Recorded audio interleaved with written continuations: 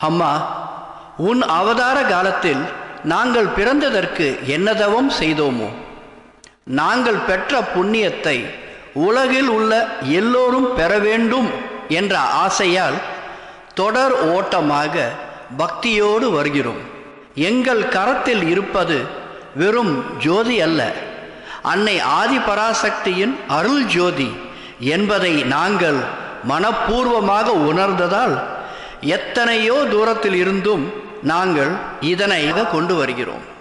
இவற்றை அணையாமல் நாங்கள் கொண்டு வருகிறோம்.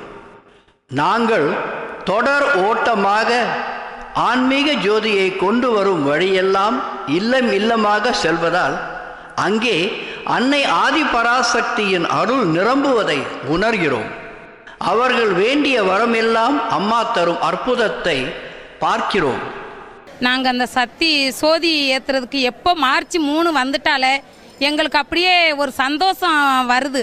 எப்போ அம்மா பிறந்த நாள் வரும், எப்போ நம்ம ஊர்களுக்கெல்லாம் சோதி வரும் அப்படின்ட்டு. அந்த சோதி ஏற்றின வீடு பூராமே நல்லா இருக்குது. அந்த சோதி ஏற்றின முக்குட்டி எண்ணெயை எடுத்து நம்ம கால் கை வலிச்சா கர்ப்பமானவங்க எல்லாரும் தேய்ச்சோம்டா அந்த உடம்பு வலி நிற்கும், கர்ப்பம் நல்லா சுயப்பிரசமாக பிறக்கும். நீங்கள் அந்த முக்குட்டி எண்ணெயை பற்றி லேசாக நினைக்காதே. சோதியை பற்றி நம்ம பெண்கள் ஒரு வீட்டுக்கு வாழ போனால் எண்ணெய் ஏற்றுவோம், ஒரு வீட்டில் விளக்கு ஏற்றுவோம்.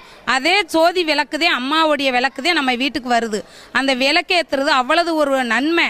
தயவு செய்து யாரும் அம்மாளுடைய மருவத்தூர் சோதியை அலட்சியமாக நினைக்காதீங்க. அது எவ்வளவு ஒரு அருள் இருக்குன்னு அது ஏற்றுனவங்களுக்கு தான் தெரியும் அதோடைய அனுபவம் பற்றி.